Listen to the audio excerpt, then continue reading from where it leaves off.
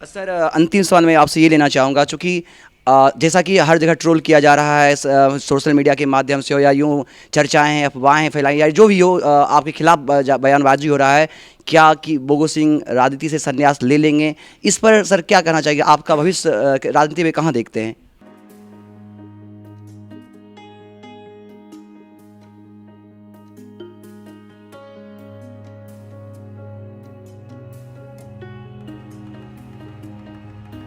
हवा में ताश का घर नहीं बनता, हवा में ताश का घर नहीं बनता, रोने से बिगड़ा मुकद्दर नहीं बनता। दुनिया जीतने का हौसला रखो मेरे यारों, दुनिया जीतने का हौसला रखो मेरे यारों, क्योंकि एक हार या जीत से कोई सिकंदर नहीं बनता, सिकंदर नहीं बनता। नमस्कार, मैं आपका दोस्त गौरव कुमार पाठक। आप देख रहे हैं केवी स्टूडियो का खास कार्यक्रम कहता बेगूसराय बढ़ता बेगूसराय।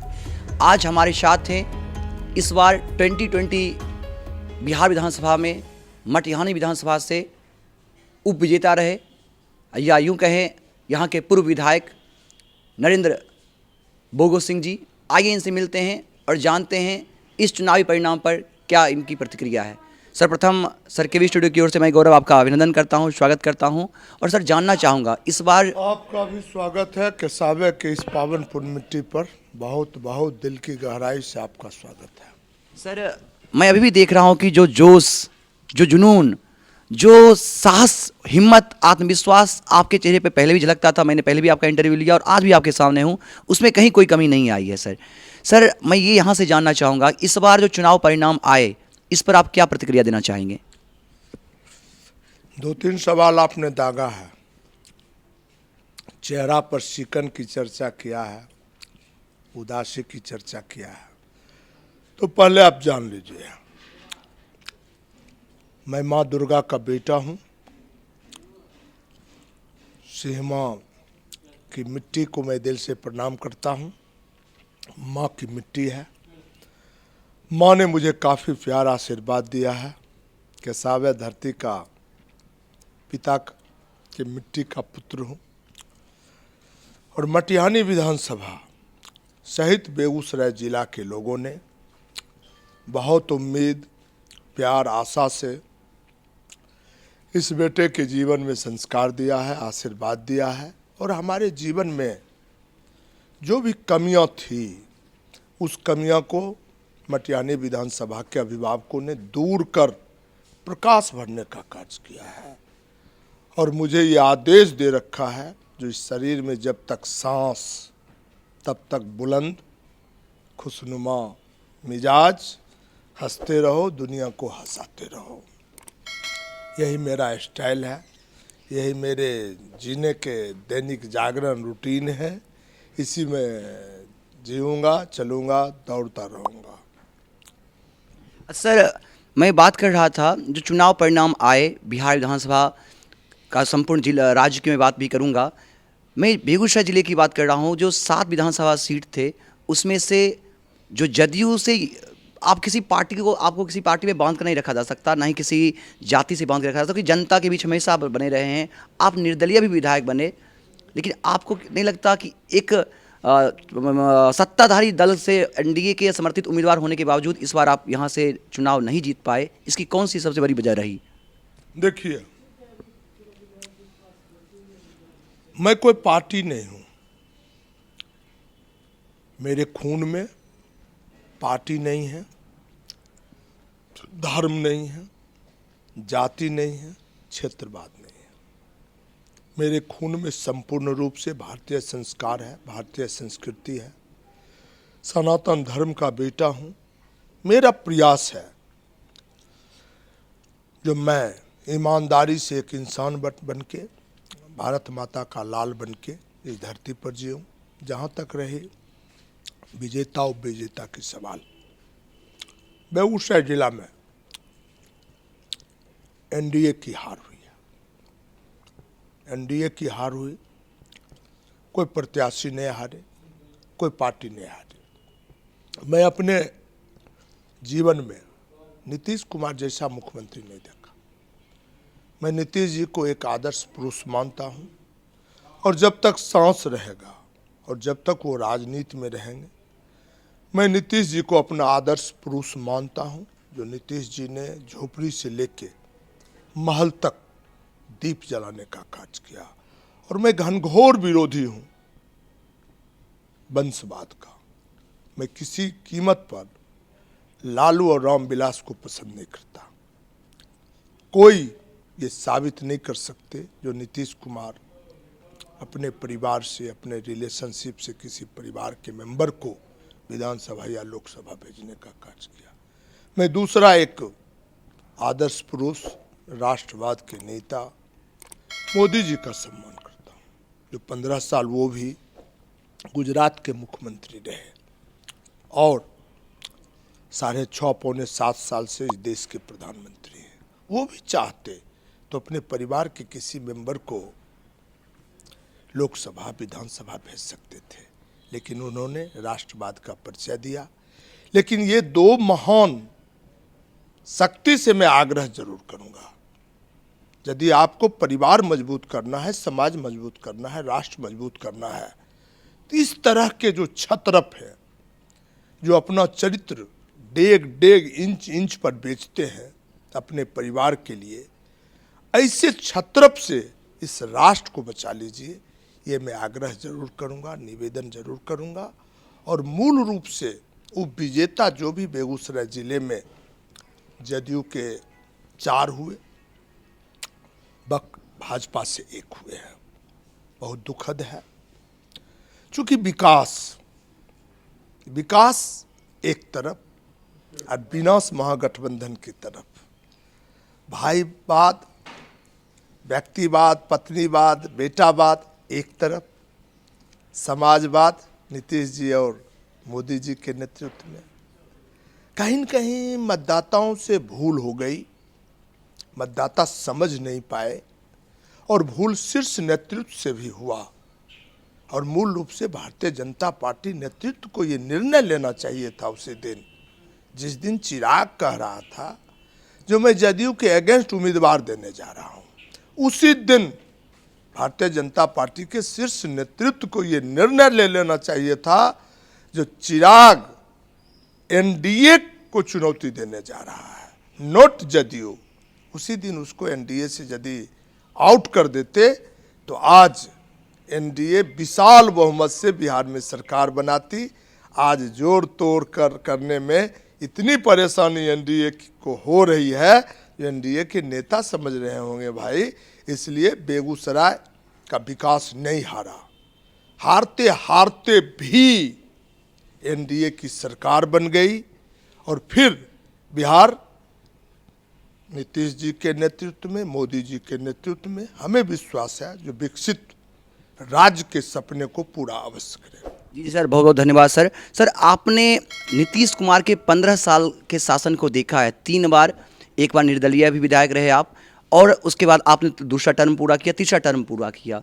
इस बार जिसकी जिक्र आप कर रहे थे सर, जो चिराग पासवान ने जिसको नुकसान पहुंचाया वो सबसे ज़्यादा जदयू को।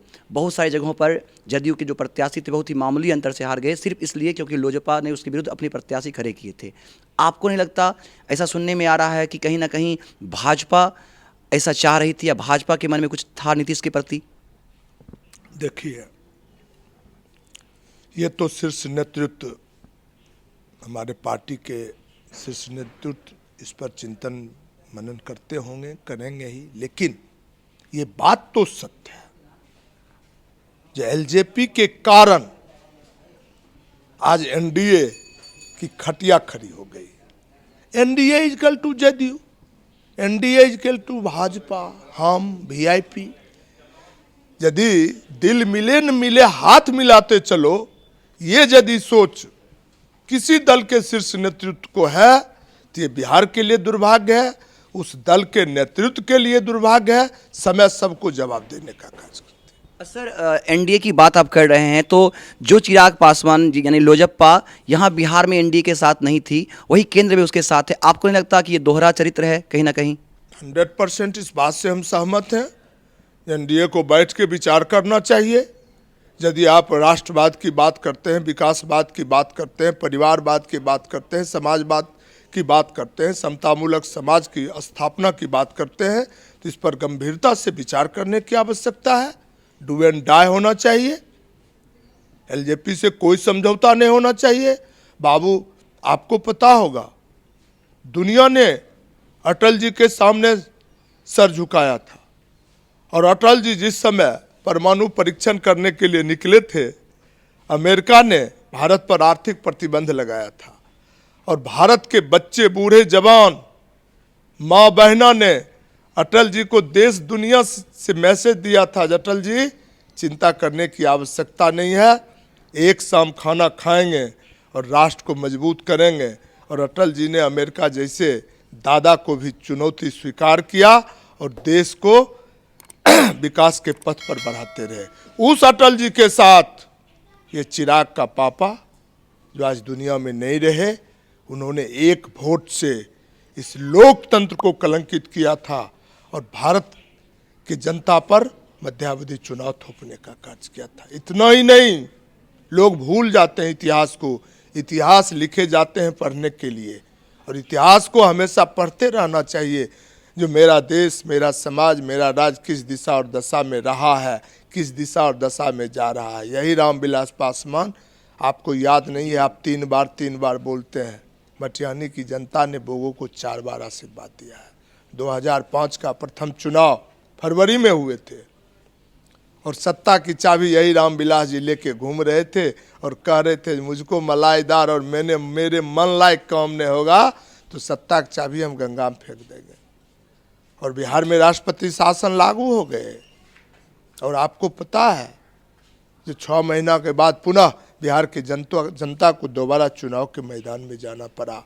बड़ा ही दुखद दौर से बिहार गुजरा, लेकिन इस बात को शायद हमारा शीर्ष नेतृत्व इतिहास के पन्ने को पढ़ने में कहीं न कहीं भूल किया है, जिसका खामियाजा एनडीए आज भोगा है बिहार की धरती पर। भाई सर, पहली बार देखा जा रहा है, जैसा कि आप जिक्र भी कर रहे थे, एनडीए को कमज़ोर हुआ है, मतलब हम पार्टी और वीआईपी पार्टी जैसे जो हमारे एनडीए को समर्थन चाहिए होगा इस बार सरकार बनाने में, और कहीं ना कहीं नीतीश कुमार जो कि सत्ताधारी मूल पार्टी थी, एक तरह से मुख्य पार्टी थी, आज उनके विधायक कम हुए हैं, तो कहीं ना कहीं नीतीश कुमार के ऊपर काफ़ी दबाव देखा जा सकता है। देखिए, बिहार की पहचान डॉक्टर श्री बाबू से हुई थी। डॉक्टर श्री कृष्ण बाबू दुनिया के नक्शे पर बिहार को ले गए, और डॉक्टर श्री बाबू ना कोई जाति थे, ना कोई धर्म थे, ना कोई जमात थे, ना कोई पार्टी थे, ना कोई क्षेत्र थे, वो एक विकास थे। हमारे चच्चा बोलते हैं, समाज में बुजुर्ग लोग बोलते हैं, जिस श्री बाबू के बाद बिहार की धरती ने नीतीश कुमार जैसे बेटा को जन्म दिया, जिस नीतीश कुमार ने बिहार की पुरानी जो गौरव गाथा थी उसको पुनः स्थापित करने का कार्य किया। नीतीश जी एक आदर्श पुरुष हैं। नीतीश जी जदयू नहीं है, कोई जाति धर्म नहीं है, वो बिहार की धड़कन है, विकास है। और नीतीश कुमार किसी भी कीमत पर दबाव में सरकार चलाने का कार्य नहीं करेंगे।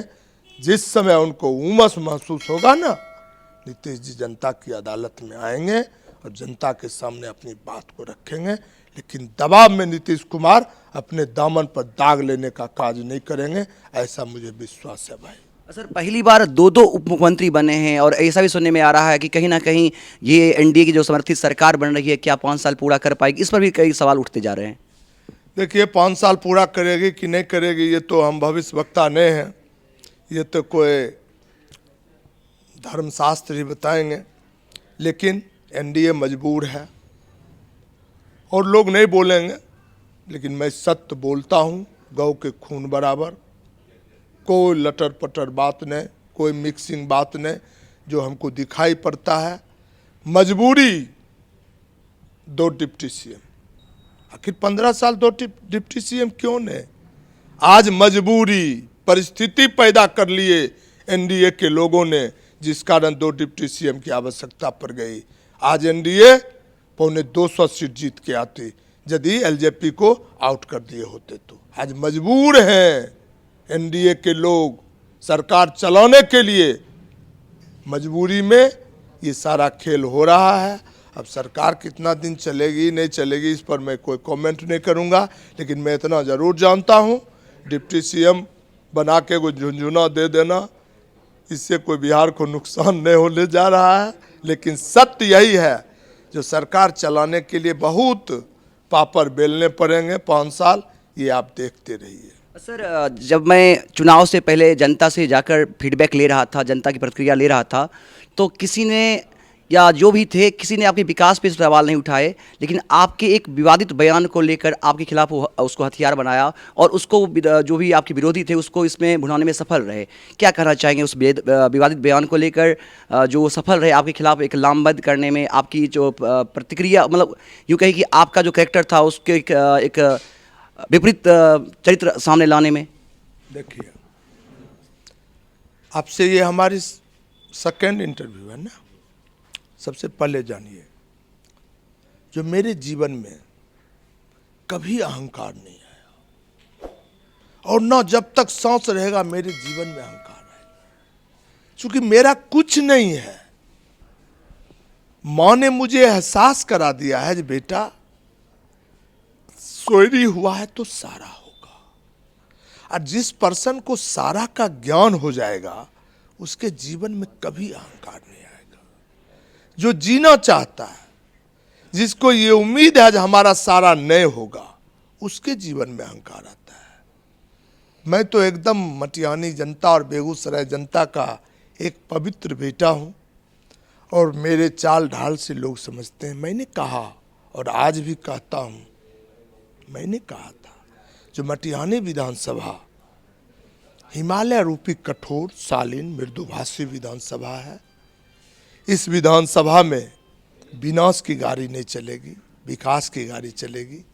इस विधानसभा में परिवारवाद की गाड़ी नहीं चलेगी, समाजवाद की गाड़ी चलेगी। इस विधानसभा में कोई माय का लाल, जाति का जहर, धर्म का जहर, क्षेत्रवाद का जहर, दलवाद का जहर फैला नहीं सकता। जो फैलाने का प्रयास करेगा उसको मटिहानी की जनता मुंह तोड़ जवाब देने का कार्य करेगी।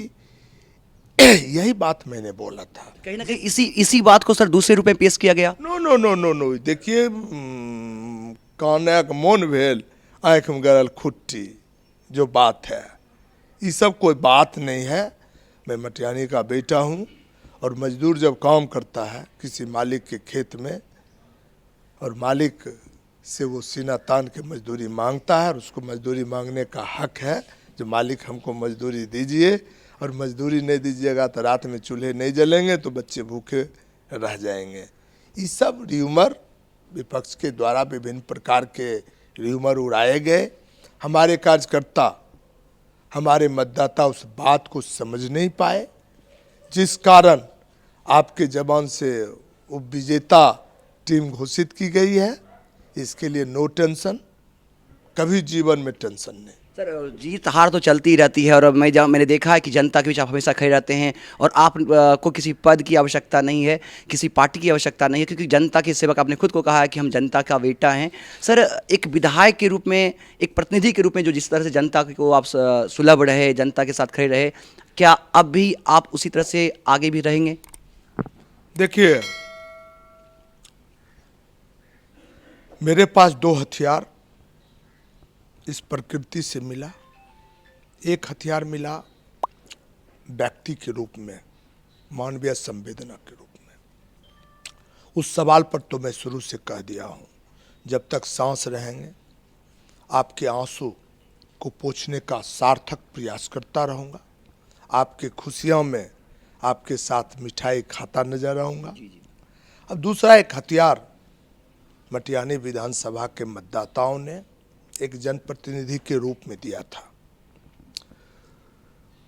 उस सवाल पर हो सकता है थोड़ी कठिनाई मेरे द्वारा मतदाताओं को सुलभ उपलब्ध कराने में थोड़ी कठिनाई आ सकती है, लेकिन मुझे पूर्ण विश्वास है, एनडीए की सरकार बनी है आदरणीय नीतीश जी के नेतृत्व में। मटिहानी की धरती पर मटिहानी के मतदाताओं को शायद न जनप्रतिनिधि होते हुए भी वो व्यवस्थाएं सुलभ में कराने का प्रयास करूंगा।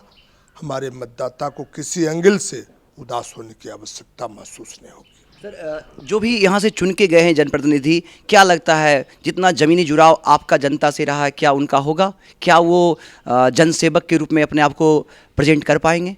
इस जन्म में नहीं, 8 जन्म लेना होगा, क्योंकि उस बच्चा के खून में मानवीय संवेदना का खून नहीं है। हम उम्मीद करते हैं, आशा करते हैं, माँ भगवती से आग्रह करते हैं कि उस बच्चे के खून में मानवीय संवेदना का खून भर दे माँ। और जिस तरह बोगो मटियानी की जन जन की सेवा किया, उससे 2 कदम बढ़ के वो बच्चा मटियानी की जन जन की सेवा करे, ये मैं आशा करता हूँ। क्योंकि सुबह देखने से पता चलता है ना कि दिन कैसा होगा।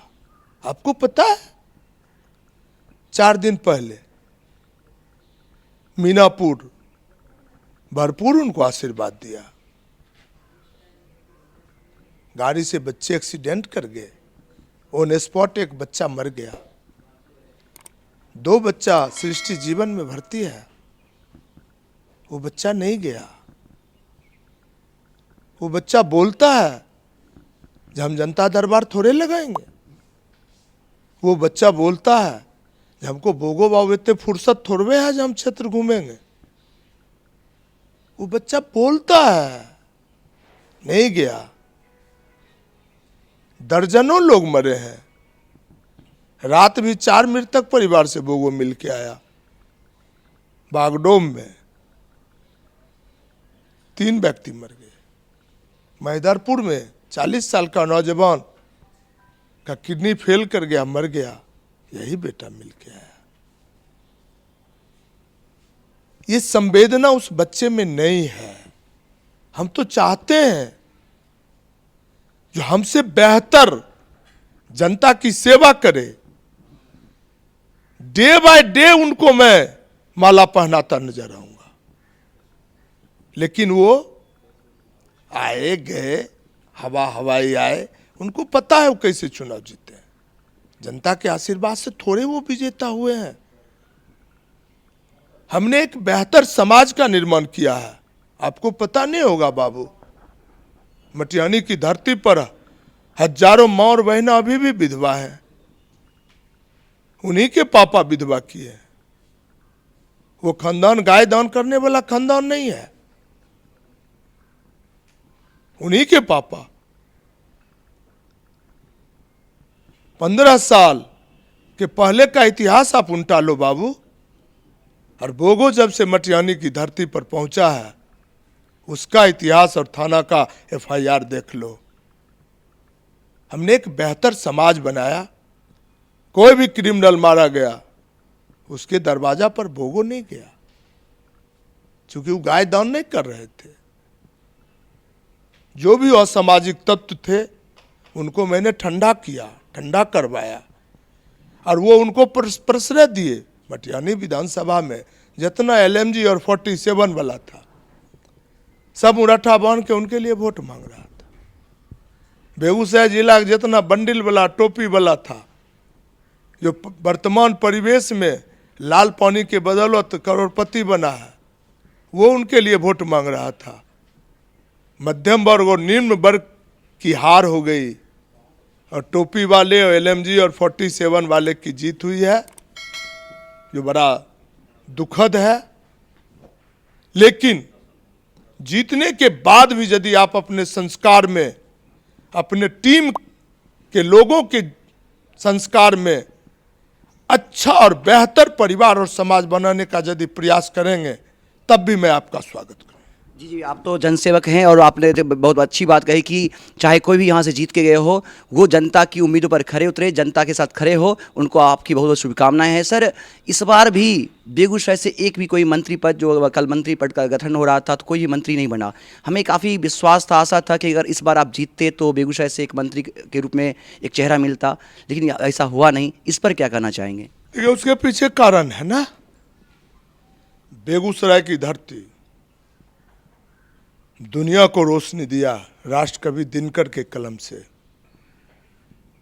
बेगूसराय की धरती बिहार केसरी डॉक्टर श्री बाबू कि कर्म भूमि के माध्यम से दुनिया को रोशनी देने का कार्य किया।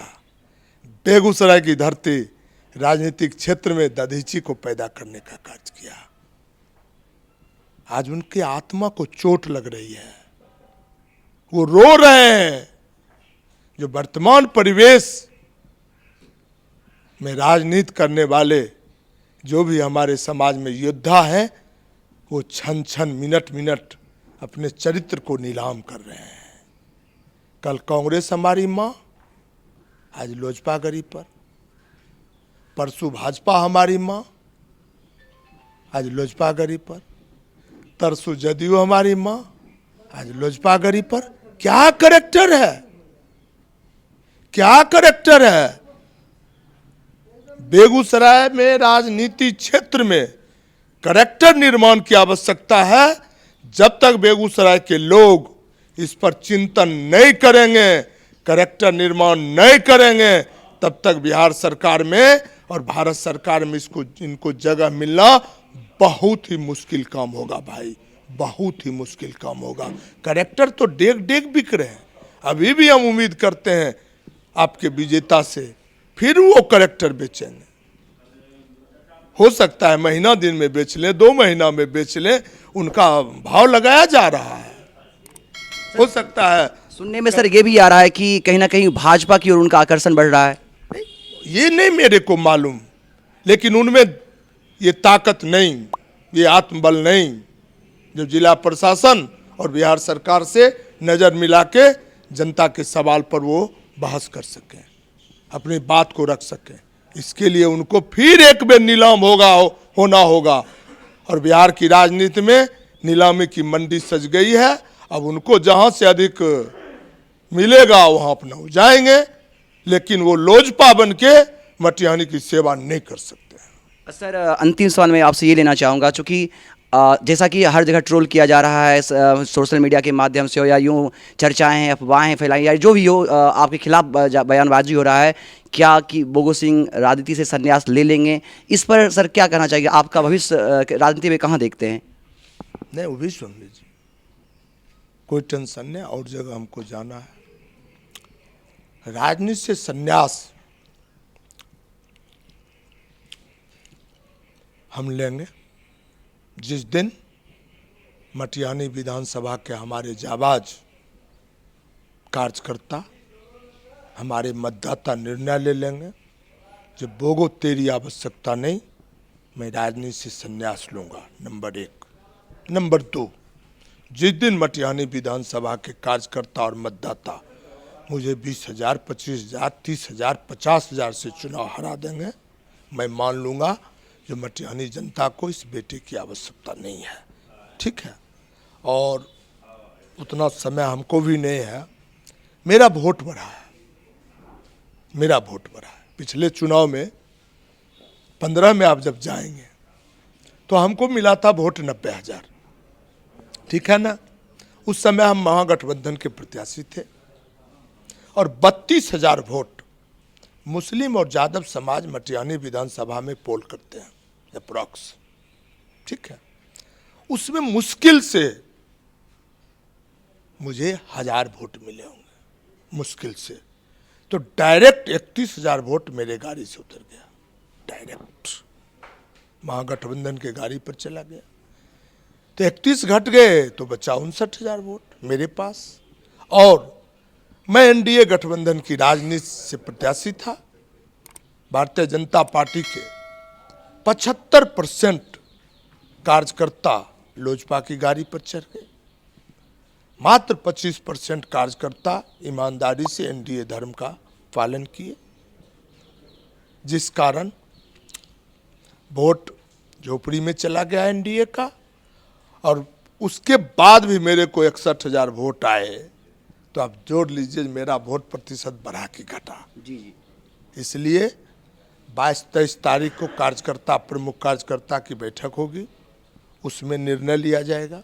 उसके बाद हर पंचायत के कार्यकर्ता की बैठक होगी, उसमें टोला तक के कार्यकर्ता आएंगे, उसमें अंतिम फैसला लिया जाएगा जो राजनीति करनी है या सिर्फ मानवीय संवेदना के साथ मटियानी की धरती पर जीना है, ये फैसला हो जाए। जी बहुत बहुत धन्यवाद सर। जो भी हो, हम बेगूसराय के बेटे के नाते, जैसे कि आपने बार बार जिक्र किया कि आप बेगूसराय के बेटे हैं, तो मैं चाहूँगा आप जनप्रतिनिधि हो ना हो ये एक अलग बात है, आप बेगूसराय की जनता के साथ, यहाँ के आम आवाम के साथ, यहाँ के पिछड़े वंचितों के साथ, गरीबों के साथ खड़े रहें।